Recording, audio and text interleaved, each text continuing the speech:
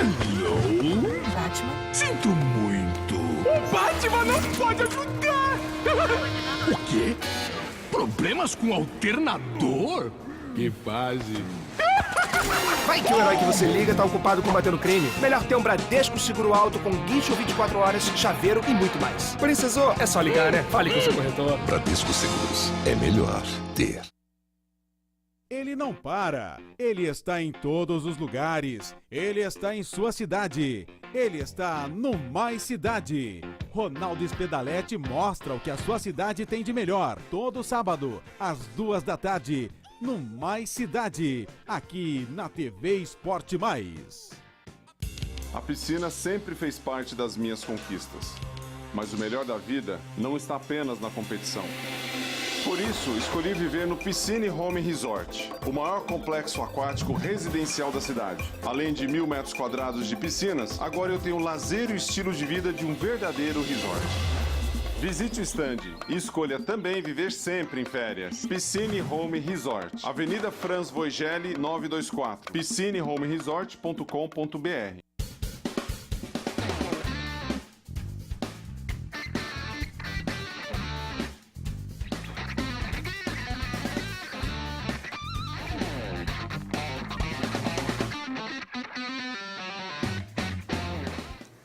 Estamos começando mais um encontro esportivo aqui na sua TV Esporte Mais, canal 27 da NET, pela internet tvesportemais.com.br. Agradecendo sempre o pessoal que vem acompanhando, vem mandando vários comentários do encontro. O pessoal está gostando, continue mandando aí seus comentários, participando. Agora tem o nosso WhatsApp, né, da TV Esporte Mais, que é o 996542502.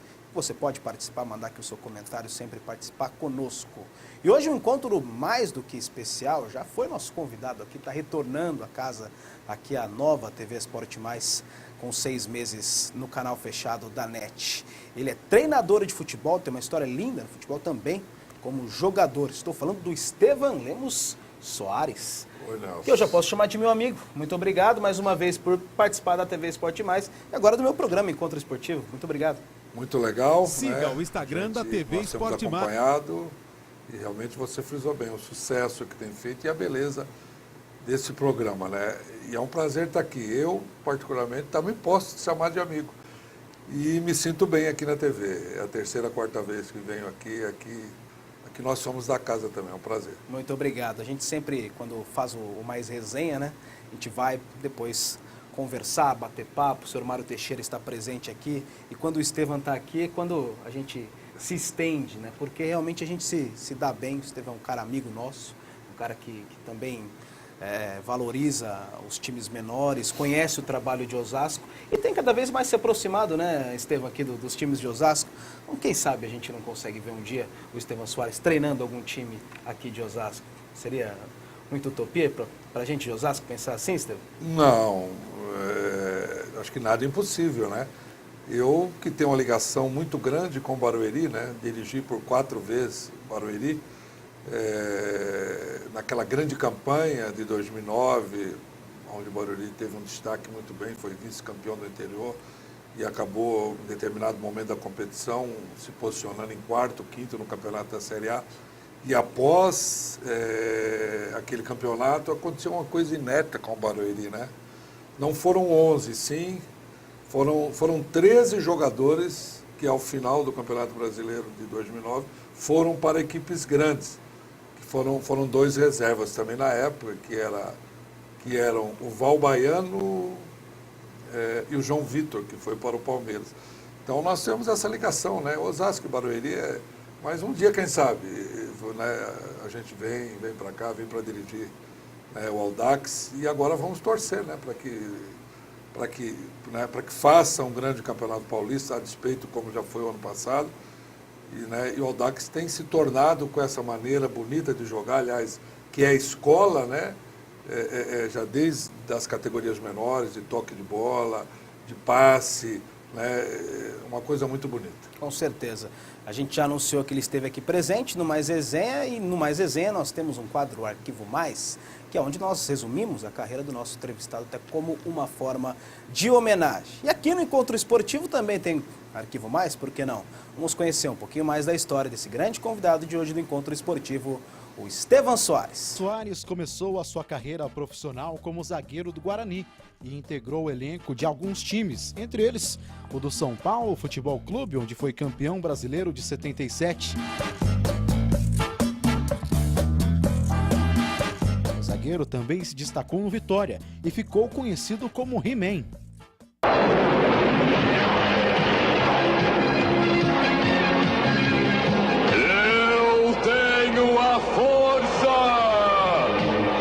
Em 93, ele se aposentou como jogador e deu início à caminhada como técnico no Primavera de Indaiatuba. Em sequência, Estevan Soares fez boas campanhas em diversas equipes brasileiras e em 2004 foi convidado para comandar o Palmeiras.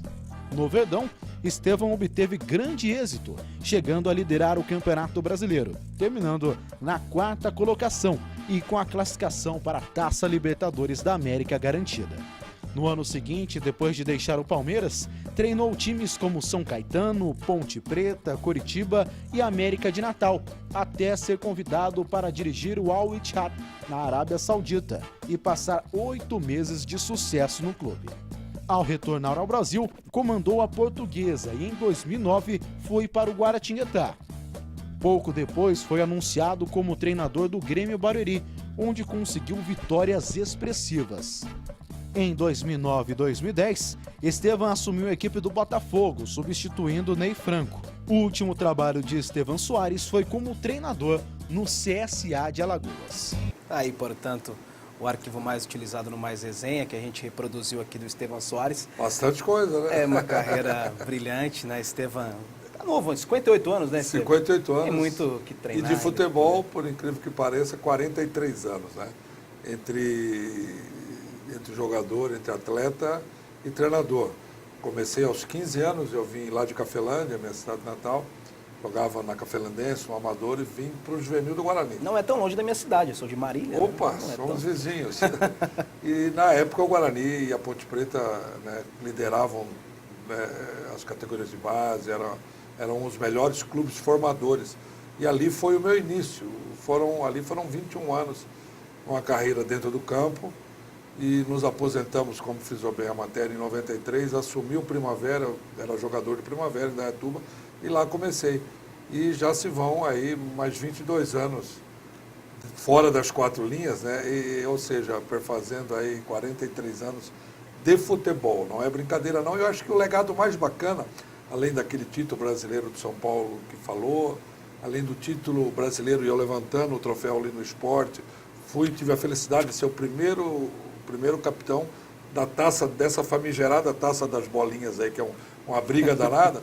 Eu acho que o mais bacana do que isso, né, foram as amizades que nós adquirimos, né, durante esses 43 anos. Mais do que qualquer dinheiro, de qualquer... você conhece o mundo, você conhece o Brasil, as amizades elas ficam eternizadas. Com certeza. Todos perceberam, né, o tanto de título, os clubes, né, as campanhas que o Estevan fez, mas acho que o que mais chama a atenção é realmente a matéria no começo, né, quando fizeram aquela reportagem com você, né, do He-Man. Vitória, explica um pouco pra gente, que é mais novo. Aquela matéria foi muito interessante, né? Em 85 eu fui para o Bahia, tive muito sucesso, 85, 86. Foi uma transição que o Bahia teve, uma preparação da equipe, uma formação, uma moralização do clube, o que foi muito interessante, para chegar no título brasileiro de 88. Em 87 eu fui para o Sport de Recife, fui campeão brasileiro. Né? E no ano seguinte, 88, eu voltei para o Vitória. Foi uma guerra muito grande a minha volta, porque a rivalidade Bahia e Vitória, todos sabemos, é muito grande. Sim. E dentro desse contexto da minha volta, o Bahia começou no Campeonato Baiano muito bem, foi campeão do primeiro turno. E o Luiz Brito, na época o repórter que fez essa matéria, inclusive concorreu ao prêmio na TV Globo com essa matéria, foi muito legal. Ele fez uma analogia, né, uma comparação entre o He-Man, quer dizer, o que eram as forças do mal, que era a torcida do Vitória, passou a ser as forças do bem. Perfeito. O que antes era a força do bem, que era o torcedor do Bahia, naquele momento eram as forças do mal. E aí tem uma sequência bacana, ele bate, cai uma porta, vamos entrar no Castelo de Gleisco, né, para ver se o He-Man está aí. Muito bacana. Eu tenho essa reportagem, essa matéria até hoje. Foi legal. Foi muito legal. Aqui no programa do Mais Resenha, né? Nós contamos algumas passagens e você nos confidenciou que você até pegou o final da carreira do Pelé, né? Você contou algumas histórias sobre aquela época. Apareceu uma foto ali legal. Em 74, eu com 17 anos e meio. E o Guarani, como eu falei antes aqui, era uma fábrica de grandes jogadores. Todo ano se revelava 2, 3, 4 jogadores, eram guinados as equipes profissionais para seleções base, né, aquilo tudo. E tinha um jogo Santos e Guarani no Pacaembu. Um jogo já de final de Campeonato Brasileiro e ninguém querendo jogar muito, porque para os mais novos saberem, naquele tempo era o ídolo, ele era muito venerado e não tinha essa exposição. Hoje todo mundo vê o Neymar de cueca, vê o Neymar tomando banho, né? Todos os lugares. Mas se você não quiser, você vê o Neymar. Você não vê o Neymar, você vê o Messi, o Cristiano Ronaldo. Naquele tempo não tinha isso. O Pelé era uma coisa, o Ademir da Guia, o Rivelino, né? Você via o cara num programa, sabe, no videotape da TV Tupi, no fim de noite, coisa parecida. E na véspera do jogo, com o Santos, o seu Zé Duarte, o antigo treinador que me lançou, falou: seu Leão, já me deixava de Leão, fica atento aí que se o Amaral não puder jogar, você vai jogar amanhã. Eu falei: eu vou jogar amanhã, seu Zé? Pelo amor de Deus, contra o Pelé, né? Não, se prepara. E no domingo eu acordei e ele já ia jogar, já tinha definido. Tá aí a foto. Tá aí a foto, que legal. E aí eu vejo no Jornal de Campinas, um amigo da época, o Brasil de Oliveira, pôs uma foto minha e uma foto do Pelé. Querendo dar uma força, escreveu Estevam versus Pelé. Aquilo foi uma loucura. Nós íamos para São Paulo né, entramos no Pacaembu e olhando aquele Pacaembu, que era uma festa, e algumas coisas que marcaram, né? Tinha um meio esquerdo no Guarani, um craque, era o Alfredo, ele não ia jogar. Então eu estou vendo o gramado ali, olhando e pegando no gramado e tal, cheirando, né? Ele veio para mim e falou: senhor Estevão, você está preparado? Eu falei: não, eu estou. Ele falou: não, eu sei que você está, você está firme mesmo, agora só toma um cuidado. Eu falei: o que, Alfredo?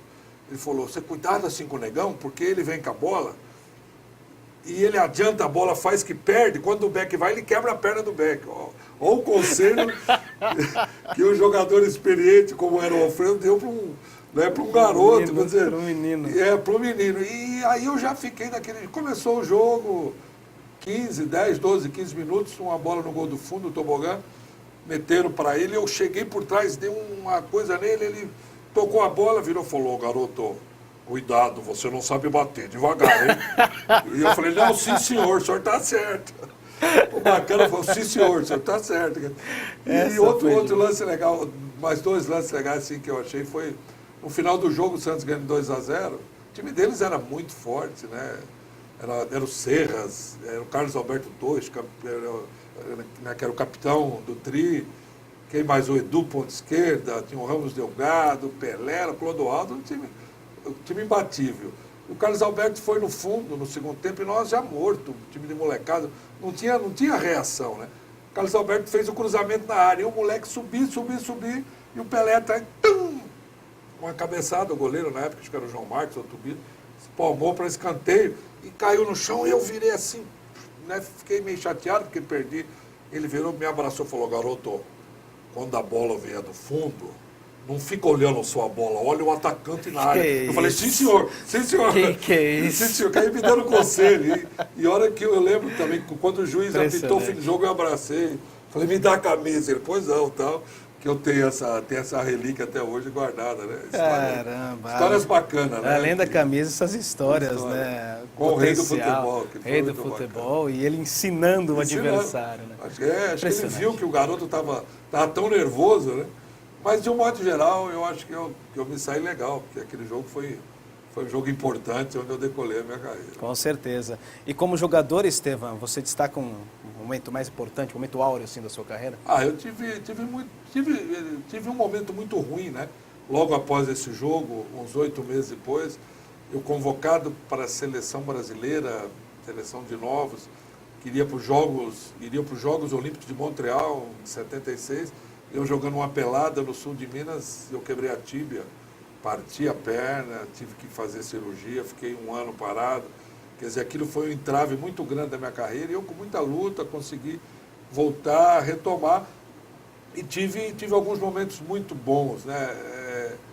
tive uma passagem pelo Quinjaú muito legal, que me levou à seleção paulista.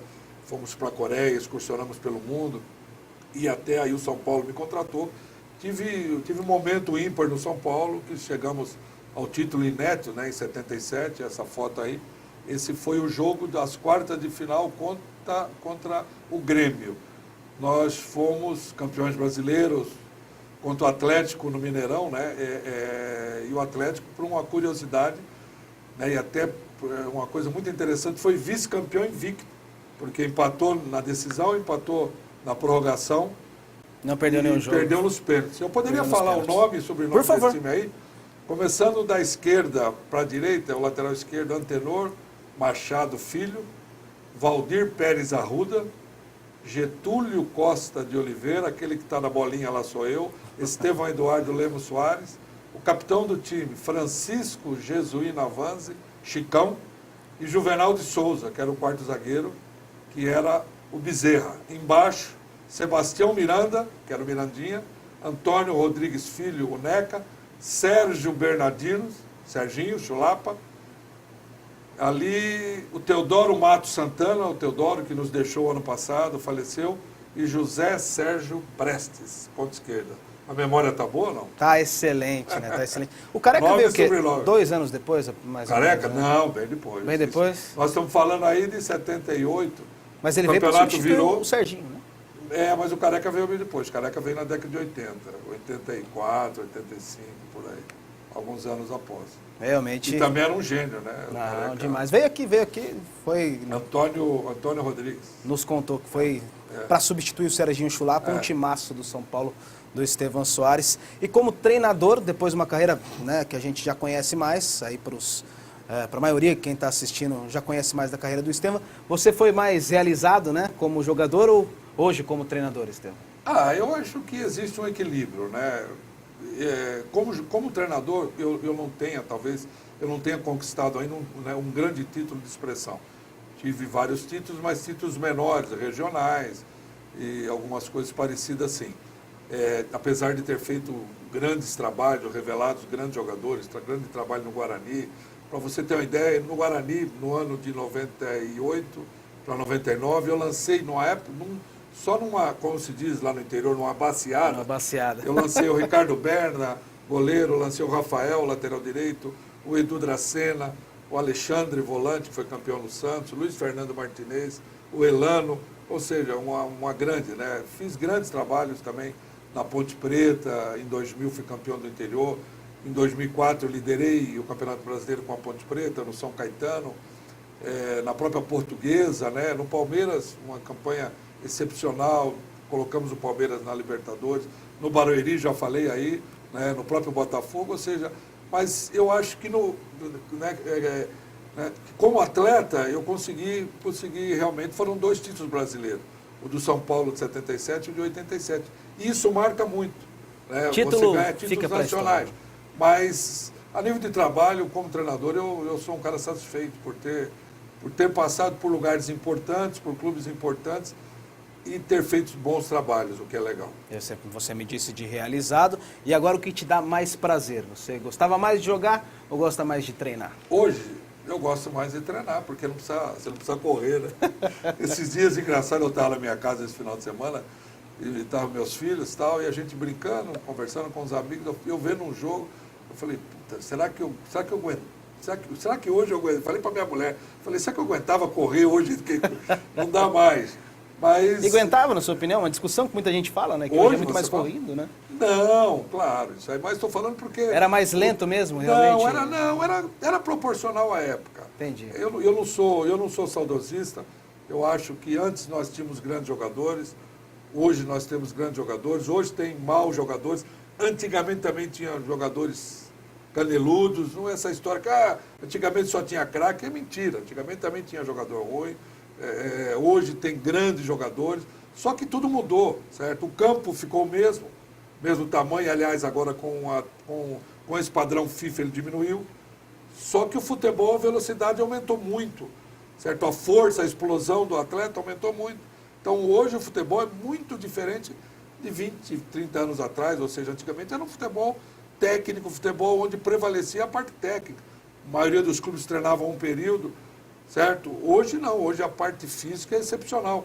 Você, só para fazer um parâmetro, você vinha de um período de férias de 30, 40 dias há 30 anos atrás, era prazeroso para o atleta chegar com 8, 10 quilos acima do peso. Tinha até um glamour. Ah, eu fiz churrasco pra caramba, eu bebi cerveja pra caramba. Sabe, era um amadorismo terrível. Hoje, você dá um mês de férias, você joga depois de uma semana, o cara volta, eles treinam. Então, o profissionalismo mudou. Mas eu acho que o futebol ele é o mesmo sempre, é um futebol encantador. O que nós precisamos no Brasil mudar e evoluir são os nossos calendários, ou é o nosso calendário esportivo, são alguns métodos de procedimento dos clubes, alguma melhora desse tipo, eu acho que já está mais do que na hora. Com certeza, que nós vamos discutir a partir do segundo bloco aqui do Encontro Esportivo com Estevan Soares. Voltaremos.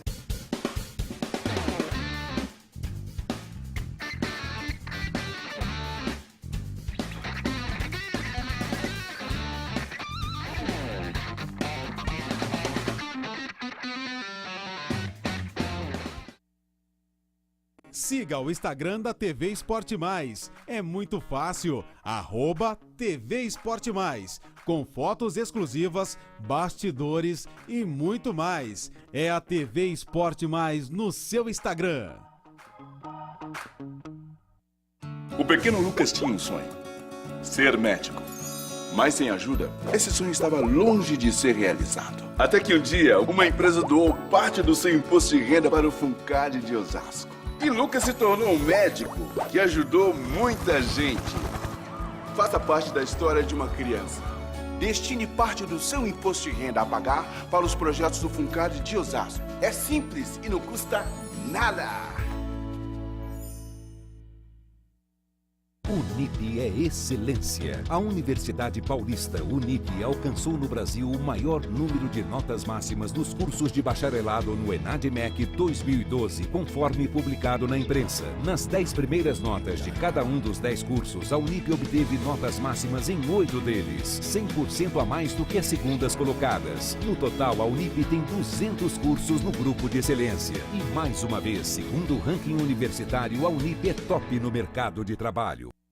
Eles sabem tudo e mais um pouco sobre o que acontece na nossa região e vão deixar você super bem informado. É a galera da TV Quintal, que entra na sua casa toda quinta-feira às 7h30 da noite na TV Esporte Mais.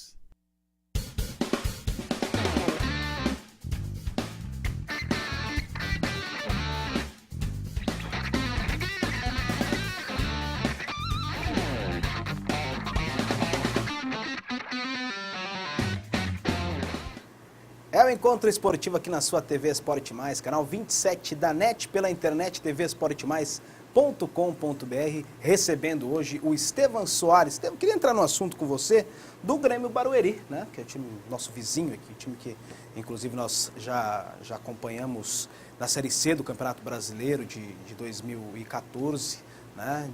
Um clube que você fez história, dirigiu nessa época, né? De Série A do futebol do Brasil, onde teve uma ascensão meteórica. Queria que você não só relembrasse, né, como que foi essa chegada do Grêmio Barueri, como fizesse uma comparação, porque que o clube caiu tanto, né, o que aconteceu com o Grêmio Barueri, que você tem uma história muito, muito bonita. A gente tem que ter muito cuidado ao falar, né, mas eu estou meio sem papas na língua, né. Eu acho que foi um projeto lindo, né, um projeto feito por um grupo, foi capitaneado pelo prefeito, pelo Furlan na época, que deu todo o suporte de empresas e organizou algumas coisas. E esse projeto foi muito bem realizado, desde a sua formação, desde a sua capitalização, desde o seu desenvolvimento, pela sua qualidade, inclusive pela qualidade dos fundadores, né, que souberam montar, sair de uma divisão do regional lá da B, chegar na Série A1 do Paulista, sair da Série D, chegar à Série A1 do Brasileiro. E esse clube poderia ter se tornado, eu lembro uma vez, conversando com o Furlan, e ele me falou, Estevan, eu ainda vou ver esse estádio cheio com torcedores do Grêmio Barueri. Barueri ainda vai se apaixonar por isso. Era um sonho dele, era uma coisa muito importante. Mas eu falei um pouquinho antes aqui, algumas coisas têm que mudar no futebol, né? Alguns conceitos, e acho que as pessoas extrapolam em determinados momentos. E o Grêmio Barueri foi mais uma vítima desses desmandos, ou dessas, eu não tenho adjetivo para falar do que aconteceu, mas né, o que se pode dizer, e que todo mundo sabe, é que se acabou praticamente com o Grêmio Barueri. Uma coisa de vaidade, de interesses, o que foi muito forte. Não se pensou na cidade, não se pensou no projeto que foi construído, uma baita de uma arena, um baita de um centro de treinamento. Foi feito com um sacrifício muito grande, uma equipe sair do nada e chegar no pedestal, no topo maior do futebol brasileiro. Não se respeitou isso, prevaleceu-se os interesses particulares, o que é ruim, o que é horrível. E hoje o clube, né, hoje o Grêmio Barueri agoniza, né, por uma sequência depois de más administrações, não é nem administrações, más gestões. O clube hoje agoniza, e um clube que teve o glamour que o Grêmio Barueri teve, passa por momentos aí de humilhação no futebol brasileiro. Realmente ele não realizou, né, de ver todo o estádio cheio, mas eu lembro que tinha uma torcida grande que ia acompanhar os jogos, sobretudo no Campeonato Brasileiro, né? Agora, a partir da mudança, aí arrebenta com o torcedor. Tinha uma torcida boa, porque o campeonato era muito bom e os times que se montavam ano a ano eram times bons. O grande problema é que se aquilo tem uma sequência, se aquilo fica, se tivesse até hoje a estrutura do Grêmio Barueri, talvez tivesse no ano seguinte caído para a Série B, voltado para a Série A do Brasileiro. Esse sobe e desce, que Bahia caiu, Vitória, clubes até de mais tradição, poderia ser também, mas estaria dentro de um contexto normal e, por consequência, tendo uma adesão muito grande de torcedores. Hoje já, quando nós falamos de 2009, seriam 6 anos passados, poderia ter adquirido uma força, uma personalidade muito grande. Mas volto a frisar, os interesses e as vaidades prevaleceram e jogaram o clube e a cidade num buraco. É uma pena, a cidade que é muito rica, né? Extremamente rica, e que realmente tem um estádio maravilhoso, né? Que nunca foi na Arena Barueri. E um centro de treinamento de excelência, né? É maravilhoso também, né? A gente com aquela parceria, né, para a Série C do Campeonato Brasileiro, o time aqui de Osasco, na oportunidade, jogou por lá, a gente pôde conferir. Uma pena, e podemos ver, por exemplo, perder por WO, né? Nunca imaginávamos que o Barueri chegaria que é nessa humilhante, situação. Né? Aí vem uma sequência, como eu falei antes aqui também. Primeiro, nós tivemos 2 estágios. Um estágio da ganância, do olho grande, de coisas parecidas, levou o clube a uma bancarrota. E depois uma sequência aí de más administrações, e deixou o clube, e o que é pior, né, elevando o nome da cidade a um patamar ruim. E o Barueri, o Grêmio Barueri, que sempre foi um clube exemplo, um clube de excelência, assim como é o Grêmio Osasco, como é o Audax, clube pagador, clube que cumpre com as suas obrigações, com as suas funções, assim era o Barueri. É verdade. E esse assunto que eu ia entrar com você agora, né? Porque recentemente foi negado, né, o pedido para que houvesse os parcelamentos, né, para as dívidas dos clubes, né? Os clubes estavam esperando muito que a Dilma metesse a caneta, né, para que desse essa lei, e não foi favorecido aos clubes. Vão ter que cumprir conforme acontece, porque nós que somos pessoas comuns, né, temos juros altíssimos, não temos esse tipo de parcelamento, e o mesmo deve acontecer com os clubes. Agora, eu acho que você já está há tanto tempo no futebol, fico à vontade de fazer essa pergunta. É difícil imaginar uma fase tão ruim financeira na história do futebol como vive hoje os clubes brasileiros, né, Estevão? Eu vou falar. Eu ando, como eu falei, eu estou numa fase de falar. Eu não estou conseguindo ficar quieto, ficar calado. Eu tenho falado muito que o futebol brasileiro, os clubes brasileiros, eles passam por 2 processos que andam juntos, andam paralelos. E esses dois processos estão arrebentando com os clubes. Primeiro é a incompetência. A incompetência é muito grande. Na maioria, não digo todos, claro, na maioria dos clubes, a incompetência administrativa, gestão aliada à incompetência técnica no desenvolvimento do time, do clube, do grupo, é muito grande. Então a incompetência ela é um fator marcante. E segundo, a corrupção.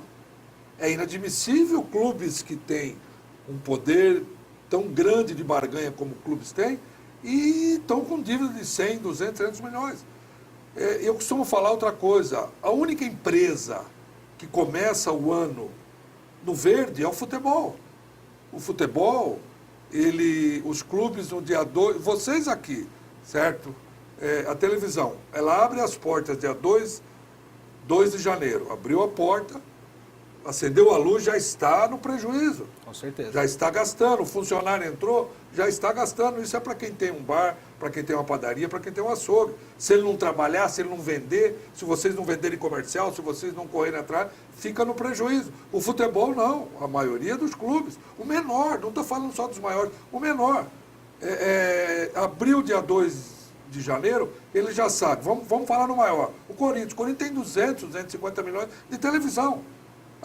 Com mais um patrocínio, com mais não sei o quê, uma renda mais ou menos equivalente a isso.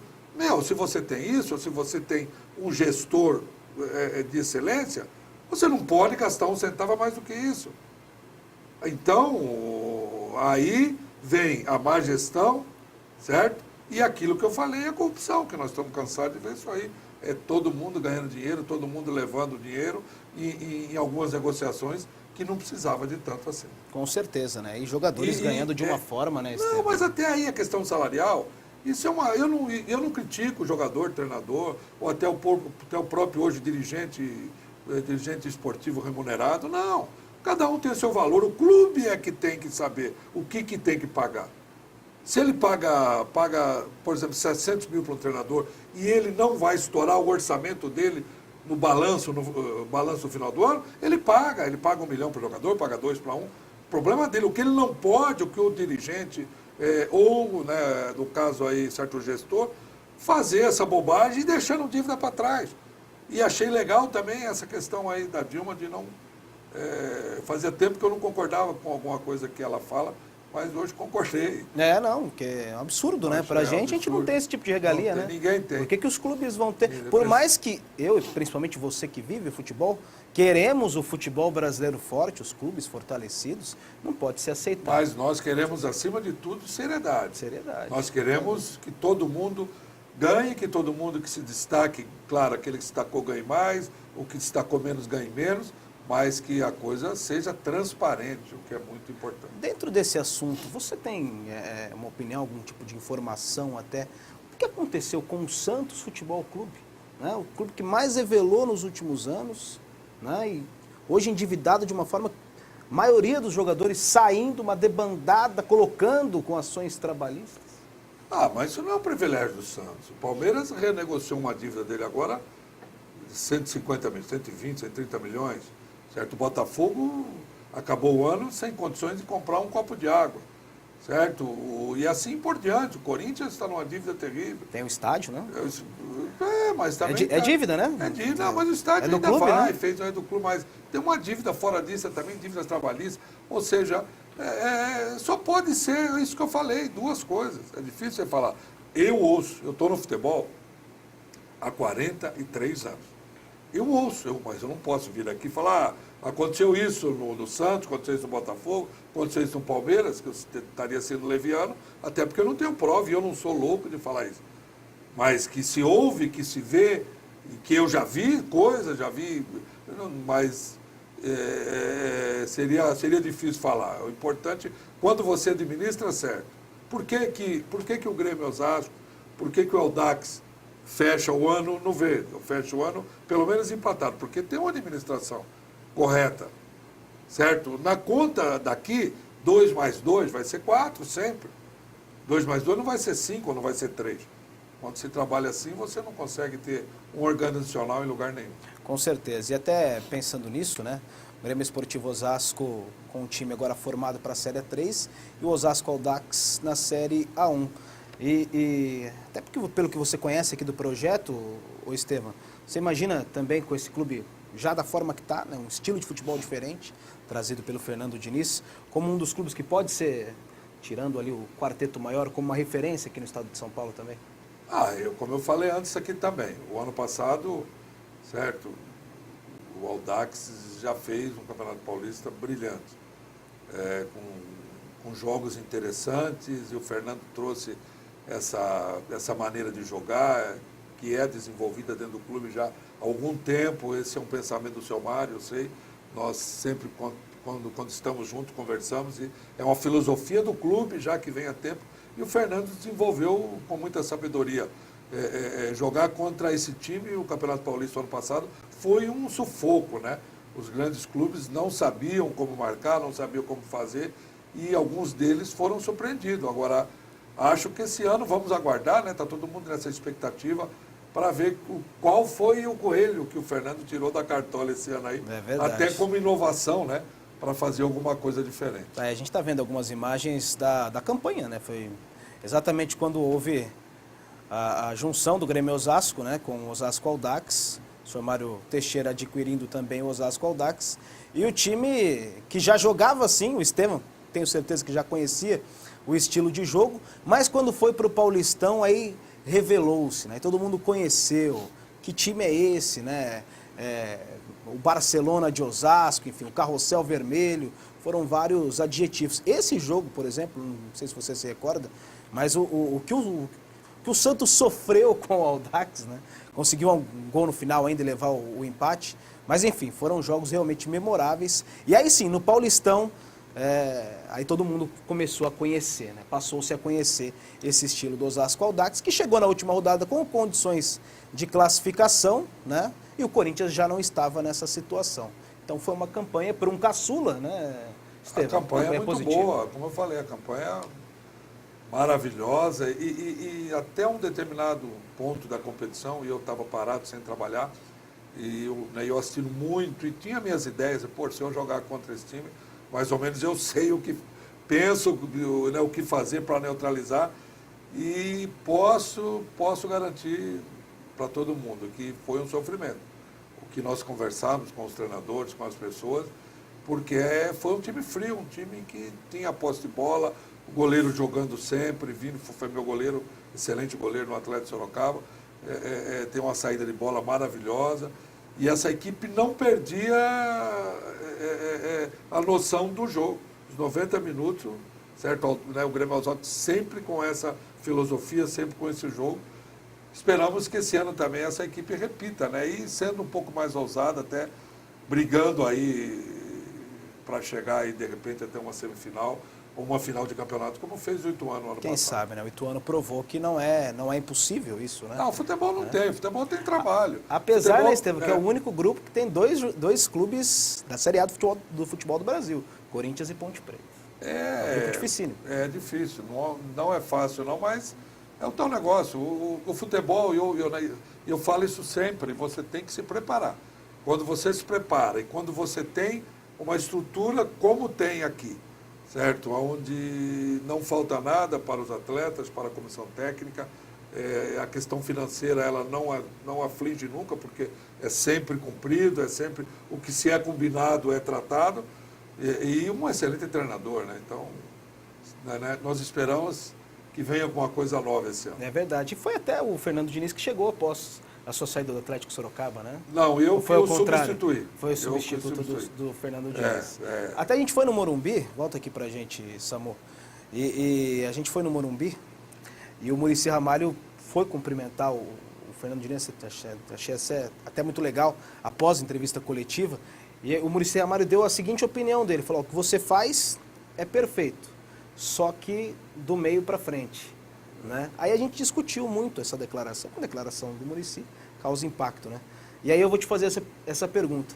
Mas do meio para frente não é o que todo mundo tenta fazer? O diferente não é exatamente o que o Fernando O que é diz? mais difícil, tem uma premissa no futebol que ela é antiga, né?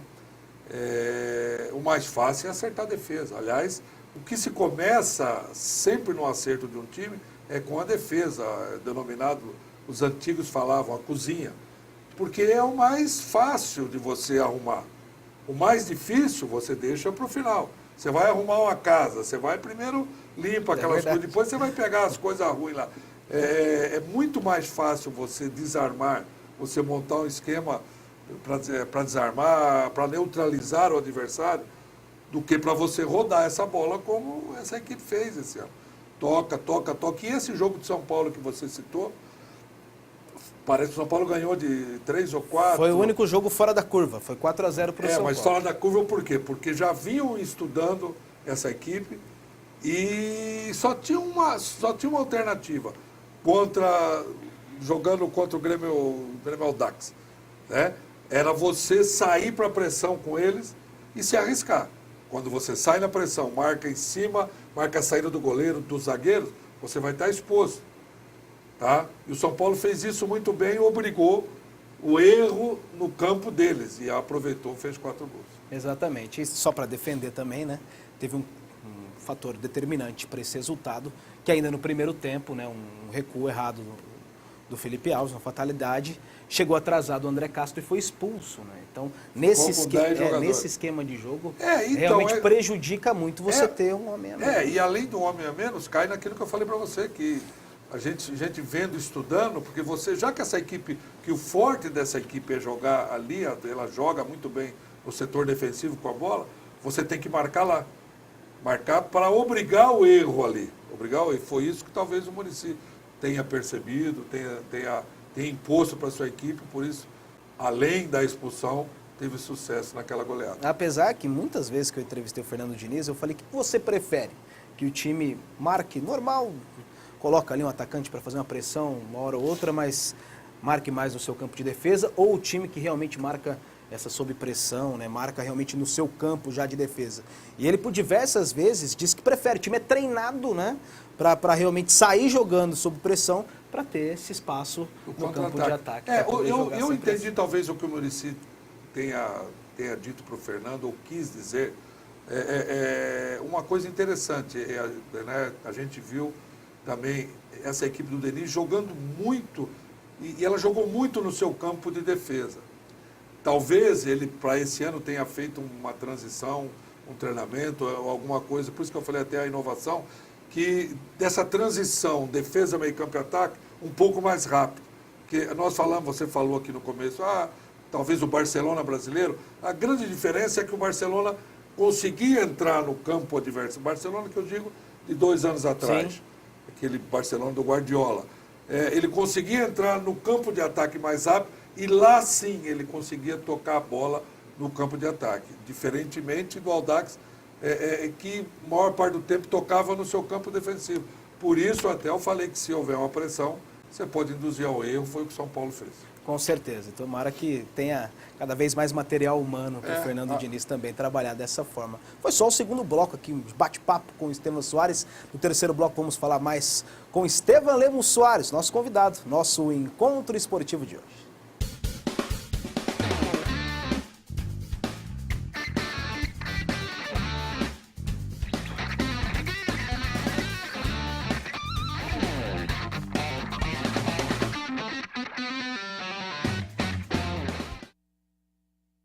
Ele não para, ele está em todos os lugares, ele está em sua cidade, ele está no Mais Cidade.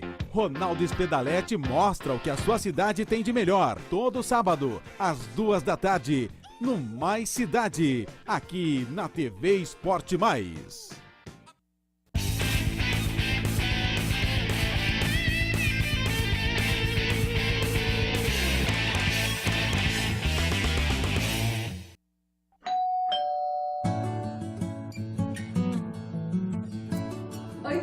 Oi, Bruna.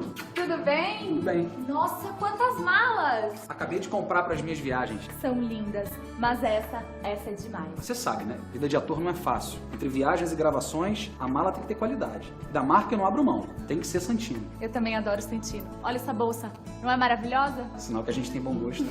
Para ver as novidades da Santino, basta acessar o site santino.com.br.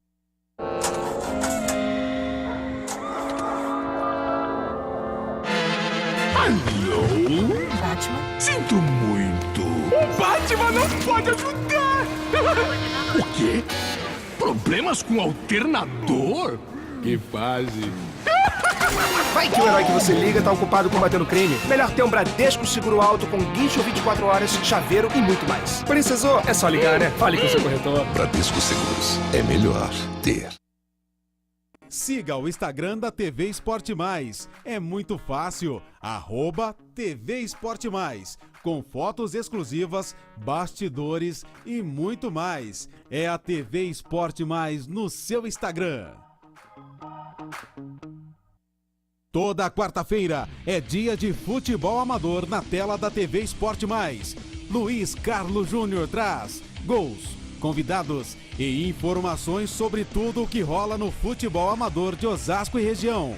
Sempre às quartas-feiras, às 7:30 da noite, na TV Esporte Mais. Se você é o seu negócio, precisa ter Cielo Mobile com leitor de cartão, chip e senha. Ele aceita cartões das principais bandeiras do Brasil e do mundo. E mais, aceita qualquer tipo de pagamento. Débito, crédito, cartão refeição, até crediário. Cielo Mobile é a solução completa e segura para você. Quer mais? Vem para Cielo. Baixe o aplicativo no seu celular. Cielo Mobile. Não tem comparação.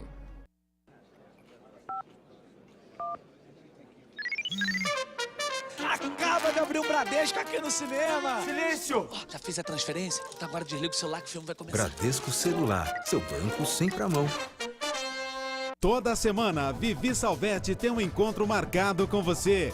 Dia, sexta-feira, horário, 7:30 da noite. E o local, é claro, aqui na TV Esporte Mais, com o melhor da semana, com Rodrigo Alves de Azevedo. Eles trazem o que aconteceu de melhor na semana, na programação da TV Esporte Mais. Não vai perder esse encontro, hein?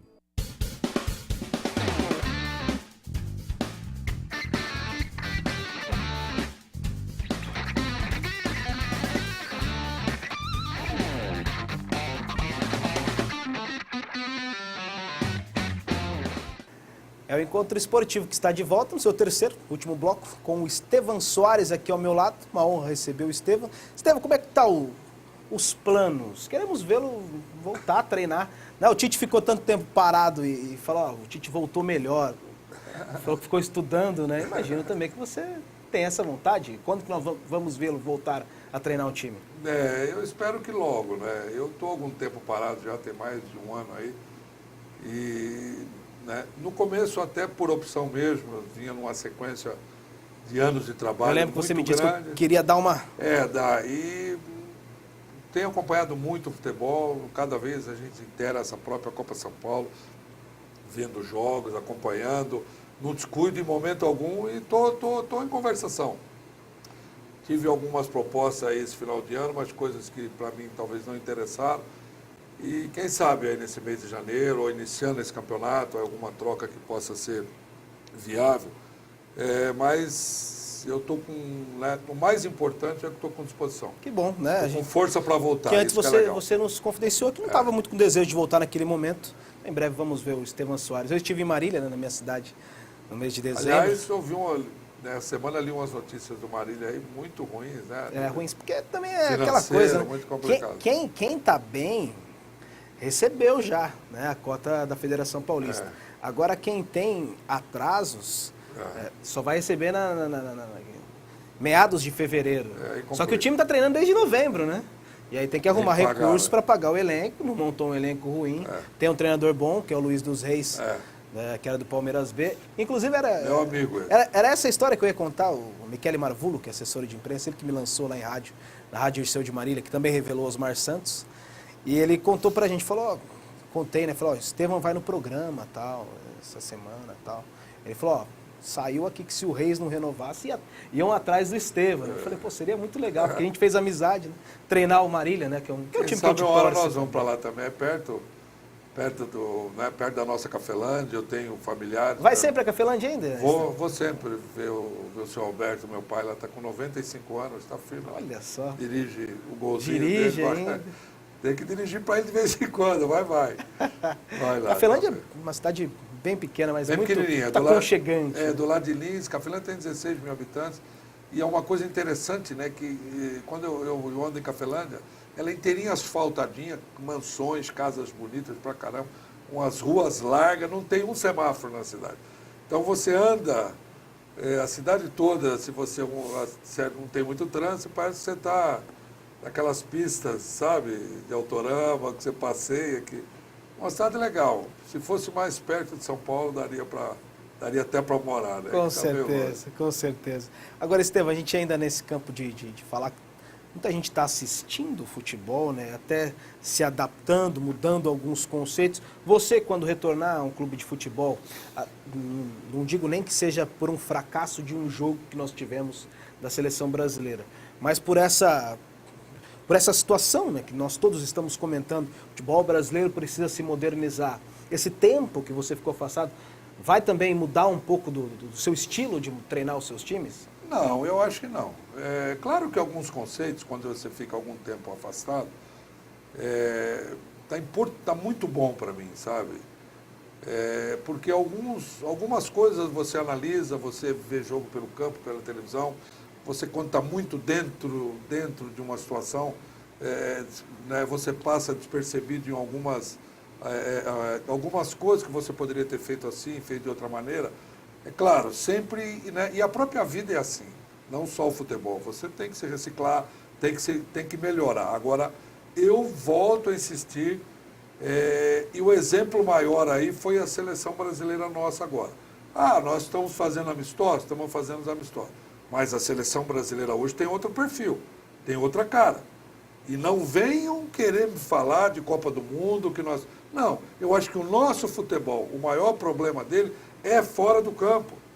Dentro do campo nós temos que melhorar, sim, mas isso vem numa sequência de um calendário melhor, de uma estrutura melhor, de um planejamento financeiro melhor, certo? De uma exigência e uma própria cobrança melhor para, certo, em cima dos treinadores, dos dirigentes, dos próprios jogadores. Agora, eu acho que na Copa nós não tivemos um excelente trabalho do Filipão. Infelizmente, ele e o Parreira, o que fizeram no ano anterior na Copa das Confederações, deixaram a desejar, tanto na convocação como na escalação.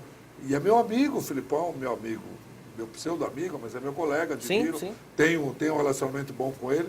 Agora, nós temos que falar a verdade, eu não posso aqui ficar iludindo, certo? Não fez um bom trabalho, convocou, poderia ter convocado alguns jogadores, no próprio decorrer da Copa, ficou com dívida em alguns jogos, ou na maioria deles na parte tática, e nós falamos muito, e só falamos da Alemanha. Aquilo ali foi um aborto, cara. Aquilo de 7-1, por pior que nós estivéssemos na Copa, e nós não estávamos bem, nós estávamos jogando o Neymar. Quando o Neymar driblava, fazia, resolvia, nós estávamos indo. Certo? Nosso time não tinha conjunto, nosso time não tinha uma posse de bola, não tinha uma movimentação, como a própria seleção hoje. O Dunga fez o simples, escalou meias, colocou um monte de meia para jogar, deu a bola para os caras. Deixa eles jogarem. Nós não tínhamos, nós tínhamos um monte de volante, um monte de jogadores na paralela, o Oscar, que é um grande jogador, fazendo a paralela, o Hulk, que é um grande definidor, tem que jogar perto da área, jogando na paralela aqui de lateral esquerdo, correndo atrás de lateral. Então, o Dunga fez um conceito diferente. Teve alguns jogos já contra a Argentina, outro jogo mais difícil, ganhou. É para se elogiar? Não, mas já para começar a prestar atenção, tem uma outra filosofia.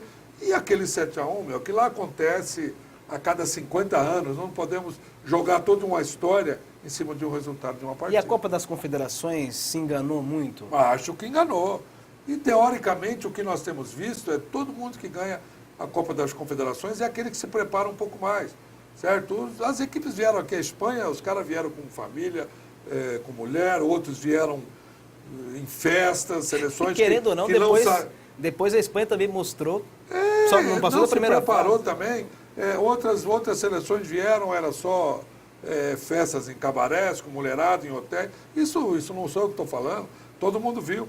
Quem levou a sério foi o Brasil.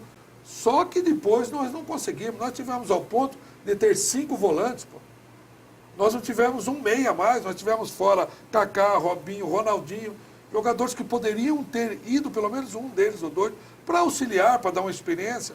Nós abrimos mão disso e levamos 5 volantes e mais o Davi Luiz, que vinha jogando de volante no Chelsea. Nós não levamos, e eu acredito isso à comissão técnica, difícil para mim falar isso, nós não levamos o melhor zagueiro da Europa, que há um mês antes havia sido vice-campeão pelo Atlético de Madrid, que é o Miranda, e está jogando hoje. Exatamente. Ficou fora da convocação. Então, alguns disparates muito grandes, e o futebol não perdoa, como a vida não perdoa, né? O futebol mais ainda, porque é jogo. Com certeza. Agora o Dunga, até quero saber se você concorda com isso, também não pegou, né, o time aqui e jogou na lata do lixo, porque tinha uns jogadores, que até você citou o Oscar, e eles vão sendo convocados também, né? Não foi todo o grupo jogado fora, né? Então, ele continua fazendo uma renovação muito... Taticamente, isso que você está dizendo, a gente conseguiu ver já do Dunga, mas também não jogou todo o time fora. Não, mas nem pode jogar, nem tem condição de jogar. Eu acho que a maior virtude do Dunga, e eu fui talvez um dos maiores críticos, certo, na convocação do Dunga, mesmo dessa vez, como da outra, porque eu não conheço o Dunga, a não ser de nome, de campo, mas eu acho que ele não era treinador. O Dunga nunca foi treinador, o Dunga trabalhou 6 meses no Internacional. Então é um outro disparate que no Brasil nós temos. Se não é treinador, por que foi para a Copa do Mundo? Se ele saiu da Copa de 2010, trabalhou 6 meses, em 4 anos, e voltou para a seleção, peraí, então esse cara é o super mago. Ele é o deus do futebol. Então são alguns disparates. Mas também não posso deixar de elogiar ele pelo trabalho que vem fazendo. Ele está fazendo o simples. Futebol, hoje em dia, está ganhando quem tem a posse de bola. E é o caso do Audax aí que surpreendeu, porque tem a posse de bola. Então você tem que priorizar. Não priorizar volantes, priorizar zagueiros, priorizar meias, priorizar atacantes, usar a característica de cada um. Se aquele cara ele é bom perto do gol, como é o próprio Hulk, deixa ele perto do gol, porque ele é um cavalo, é forte, gira, pega uma bomba, não. Por que eu vou pôr para correr atrás de ponta? Se o Oscar é um baita de um jogador no meio, já pensou esse cara na Copa junto com o Sérgio, junto com o Neymar? Como está jogando agora? Ele, o Neymar, o William, né? Jogadores, 3 jogadores de habilidade. Não, jogou na paralela, marcando lateral. Então, alguns conceitos eu acho que prejudicaram a nossa seleção. E você já falou, né? Até disse que foi difícil para você, essa crítica à comissão técnica, o modo que escalou. Mas você é um daqueles que tem a opinião que, claro, o 7-1 foi esse aborto. Mas com o time, com o elenco, com a safra que a seleção brasileira tinha, não dá para chegar muito mais longe que isso? Eu acho que não.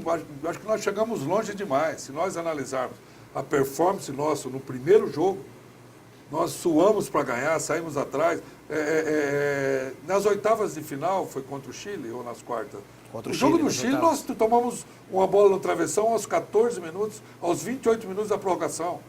Quer dizer, já éramos para ter sido eliminados ali. Se você lembrar, até contra Camarões nós tomamos um gol. Tomamos, o jogo que era para lavar a alma, né? No primeiro jogo nós ganhamos da Croácia, saímos perdendo, viramos 2-1. Fizemos o 3-1 aos 44, uma jogada individual do Oscar. Quer dizer, foi uma Copa muito sofrida. Em momento algum da Copa do Mundo, nós vimos um time que a gente fala, pô, esse time nosso pode ser campeão. Esse time nosso pode jogar futebol, tá? Por exemplo, o caso do Fred, todo mundo critica o Filipão porque ele levou o Fred. Eu levaria o Fred. Mesma coisa, escalaria o Fred em quase todos os jogos. Só que também tiraria o Fred em todos os jogos. Ou com 45 no intervalo, Fred, descansa. Ou com 10 de segundo tempo, Fred. Não está dando, né? Não está dando, porque o Fred é um artilheiro, foi o grande jogador da Copa das Confederações. Então, nós temos que analisar com mais frieza para não sermos passionais. Posição, né, Estevão? Essa posição sempre tão bem servidos, né? Até de antigamente mesmo, como você citou, Careca, depois Romário, depois Ronaldo. E o Fred, evidentemente que não é um jogador ruim, mas você vê, só tinha o Fred, não viveu um bom momento na Copa, ainda sentiu mais a pressão, e aí na reserva tinha o Jô, enfim, a queda nessa posição, acho que foi a mais sentida, né? A mais sentida, e até, talvez se nós analisarmos, um outro erro, né, da própria comissão, de ter insistido tanto com ele. É verdade. Se viu que ele não estava bem, ou se naquele jogo ele não estava legal, tenta uma forma diferente, joga o Hulk lá de 9, deixa o Hulk trombar, que é muito forte, põe um outro, colocasse o William aqui no meio, certo? E não, nós não tentamos uma forma... 90 minutos, 80, ia tirar o Fred faltando 10 minutos. ou vários jogos ficou com ele até o final.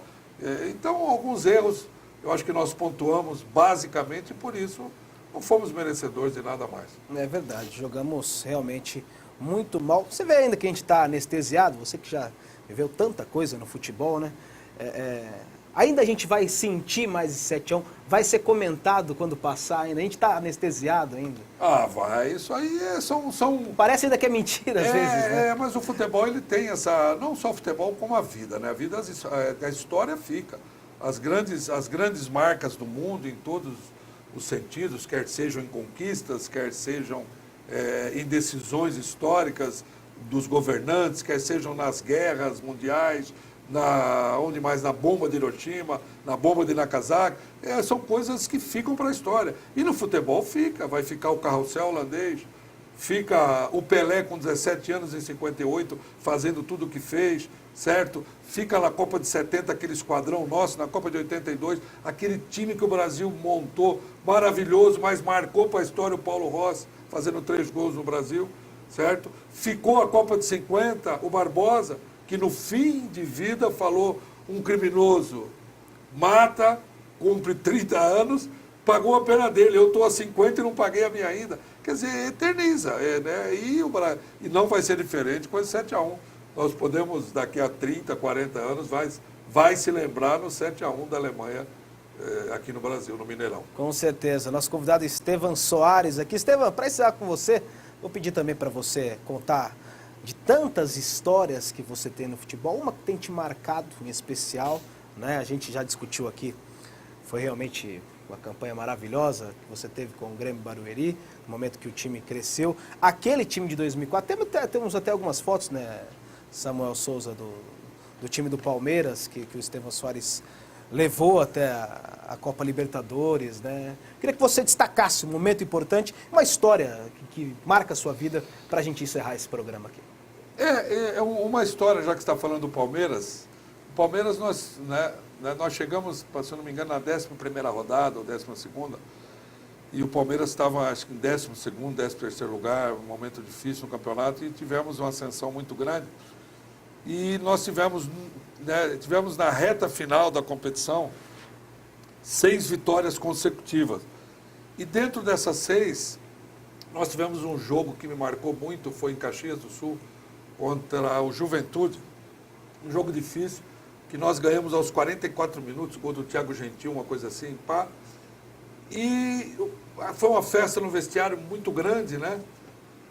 E quando eu entrei no ônibus, que eu fiquei para a coletiva, aquele negócio todo, os jogadores já estavam no ônibus. Eu sentei no primeiro banco, tinha uma música, eu não lembro, um samba, era um samba lindo, e o ônibus inteiro batendo, a rapaziada batendo e cantando. Eu chamei o Lúcio, falei: Lúcio, quem que é esse? Ele falou: professor, é uma música do Fundo de Quintal. Eu não lembro agora, eu até cantaria um trechinho aqui. Mas o que eu estou querendo dizer é que aquela interação, naquele momento, eu vi o ônibus contagiado pela alegria do jogador, e eles dançando e batendo em cima, batendo embaixo. E eu cá comigo, com meus botões, falei: nós vamos ser campeão brasileiro. E não fomos por um detalhe, que acabamos perdendo um jogo para o Flamengo dentro do Parque Antártica, mas a equipe cumpriu a meta, foi para a Libertadores. Ou seja, o que eu quis dizer com isso? É que o astral daquele ônibus, o astral daquele time era muito bom, né?